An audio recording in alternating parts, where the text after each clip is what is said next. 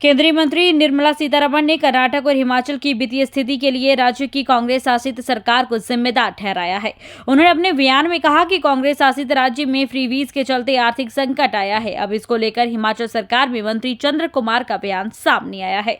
चंद्र कुमार ने अपने बयान में कहा कि फ्रीवीज को लेकर केंद्रीय मंत्री हिमाचल सरकार पर बयान दे रही है, लेकिन खुद केंद्र सरकार और भाजपा शासित राज्यों में भाजपा अभी फ्रीवीज देने में लगी हुई है। ऐसे में हिमाचल के संदर्भ में बयानबाजी करने से पहले केंद्रीय मंत्री को अपने गिरेबान में झांक कर देखना चाहिए। हिमाचल सरकार में कृषि मंत्री चंद्र कुमार ने कहा कि चुनाव के समय कांग्रेस ने जो गारंटियां दी थी, सरकार उसको पूरा करेगी। वित्त मंत्री हिमाचल पर टिप्पणी करने से पहले बताएं कि नरेंद्र मोदी के जन्मदिन पर उड़ीसा में जो सुभद्रा योजना शुरू की जा रही है, वह भी फ्रीवीज का ही हिस्सा है। इसके अलावा उन्होंने मध्य प्रदेश में लाडली लक्ष्मी योजना का भी जिक्र किया। उन्होंने कहा कि हिमाचल पर टिप्पणी करने से पहले उन्हें अपने गिरेबान में झांक कर देखना चाहिए। देखिए, मैंने तो पहले कहा है कि जब भी कोई सरकार चुनावों में जाती है तो वो अपना घोषणा पत्र लेकर के जाती है कि हमने 5 साल में कौन से कार्यक्रम करने हैं, और उसी घोषणा के एक संदर्भ में कुछ गारंटीज होती हैं जिसको सरकार जो है वो एक समय अवधि के साथ जो है पूरा करना चाहती है। तो सीतारमण जी कह रहे हैं कि कांग्रेस की या कर्नाटका की सरकार की जो वित्तीय पोजीशन जो है, कांग्रेस सरकार की वित्तीय पोजीशन जो है वो सभी जगहों के ऊपर जो है वो खराब नहीं है। हमारी कांग्रेस पार्टी जब सत्ता में आई है तो हमने बड़ी सूझबूझ से जो है वो हमारे मुख्यमंत्री जी ने, जो वित्त मंत्री भी हैं, उन्होंने देश को, हिमाचल प्रदेश को चलाने के लिए बड़े पॉपुलर जो है वो फैसले लिए हैं, और उनकी फैसलों की कतार में जो हमारी गारंटीज़ हैं उनको भी हमने पूरा करने की कोशिश। अगर जो हमारी सबसे पहली जो गारंटी हमारी ये थी कि जब सरकार सत्ता में आएगी तो हम पुरानी पेंशन जो है बहाल करेंगे, और इससे 1 लाख से ज़्यादा जो 25,000 के बीच सरकारी कर्मचारियों को आज पुरानी पेंशन का लाभ जो है उनको मिला है। इसी तरह से हमारी ये गारंटी भी थी कि हम महिलाओं को, पात्र महिलाओं को 1500 रुपया जो है वो हम जो है वो देंगे, और उसके संदर्भ में भी जो हमारी विडोज थी, ओल्ड थी, जो हमारे 70 साल से नीचे की ऊपर की जो हमारे मर्द थे, औरतें थी, जिनको हम 1,000 रुपया पेंशन देते, उसको गा करके 1500 रुपया किया।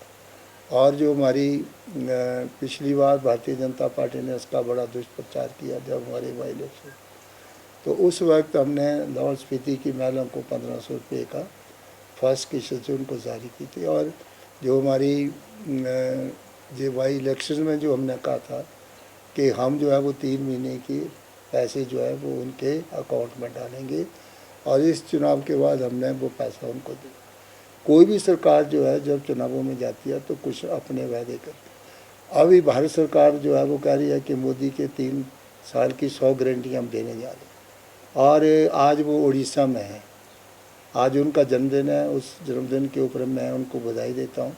लेकिन जो सुभद्रा योजना वो अपने जन्मदिन के ऊपर शुरू करने जा रही है, और उसमें उन्होंने महिलाओं को 10,000 रुपया जो है वो सालाना देने की घोषणा की है। मैं ये पूछना चाहता हूँ वित्त मंत्री से कि ये कौन सा बजट है जो आपने अपनी सरकारों के जहाँ जहाँ सरकारें वहाँ इन फैक्ट्रीज को बांटने के लिए किया। आपने लाडली बहन योजना है, उसको आपने जो है वो मध्य प्रदेश में शुरू किया। वो कौन सा पैसा है जिससे आप उनको वो पैसा देने जा रहे हैं?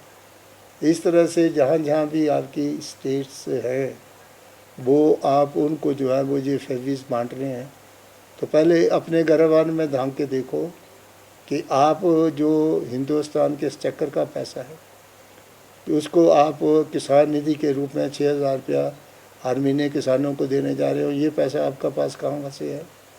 इसी तरह से आपने जो है वो अभी 8,000 करोड़ रुपया जो है वो बिहार को दिया। इसी तरह से आंध्र प्रदेश को आपने जो पैसे दिए हैं, और उनको आपने जो है वो लमसम जो है वो उन स्टेटों को जो पैसा दिया, क्योंकि वो आपके सहयोगी हैं, गठबंधन की सरकार चला रहे हैं। तो जो फैवीज़ आपने बांटे हैं, कभी उनके ऊपर भी आपने देखा कि इस प्रकार के लमसम पैसे उन स्टेटों को आप दे रहे हो, और जो स्टेट है जिनका जो है वो अपना हक है जो उन्होंने आपसे लेना है उसको आप नहीं दे रहे हैं।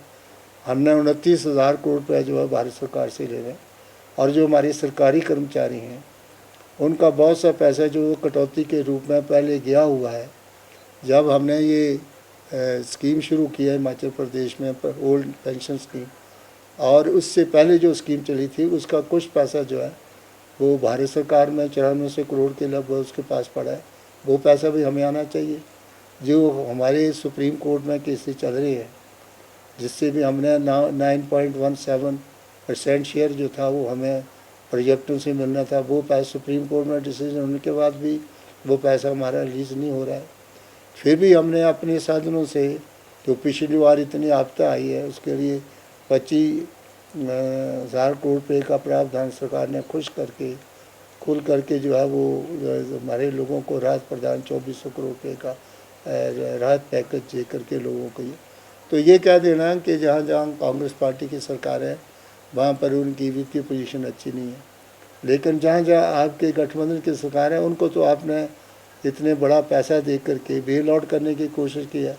तो ये पक्षपात का रवैया जो है वो किसी भी स्टेट के साथ नहीं होना चाहिए। जो हमारे लेजिटिमेट क्लेम है, चाहे हमारा आपदा प्रबंधन का पैसा है, चाहे हमारा जो है वो GST का पैसा है, वो जितना शेयर जो है वो स्टेटों को बनता है उसको आपको देना चाहिए। पहले plan budget, non plan budget होता था, उस वक्त जो है रेलवे बजट अलग होता था। अब सारे बजट जो है वो उनको इकट्ठा कर दिया गया। पता नहीं चलता कि हमारी जो सरकारी जो हमारे दायरे के लोग हैं, पेंशन भोगी हैं, पेंशन लेने वाले हैं, इस तरह से सरकारी कर्मचारी हैं, उनकी पेंशन वगैरह उसका भी दायरा बढ़ गया है। तो इसलिए ये कह देना कि उन स्टेटों की वित्तीय कंडीशन अच्छी नहीं और आपकी स्टेटों की वित्तीय कंडीशन जिनको आप डोल आउट कर रहे हो और बहुत पैसा जो आपको एक पैकेज के रूप में दिया जा रहा है। तो ये मैं आपको स्पष्ट करना, क्योंकि आज हिंदुस्तान के जो हमारे प्रधानमंत्री हैं उनका जन्मदिन है,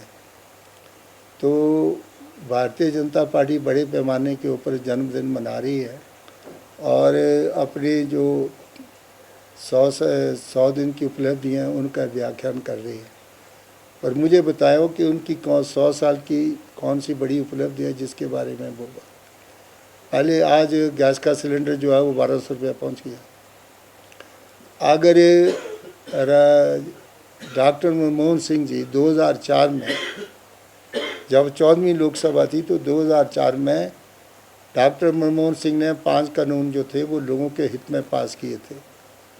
उसमें है राइट ऑफ फूड, उसके बाद था right of education, right of health, right of information and right of employment.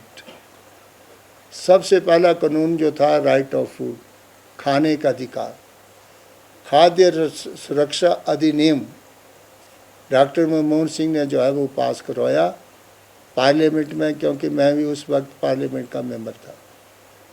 और आज जो राशन डिपो में मिल रहा है वो सारा कानून जो था वो हमारे उस कानून को जो पार्लियामेंट में पास किया उसके तहत मिल रहा है। और डॉक्टर मनमोहन सिंह ने कोई ऐसा बैग जो था वो डिपो में नहीं दिया कि हम सस्ता राशन जो है वो लोगों को मुहैया करवा रहे हैं।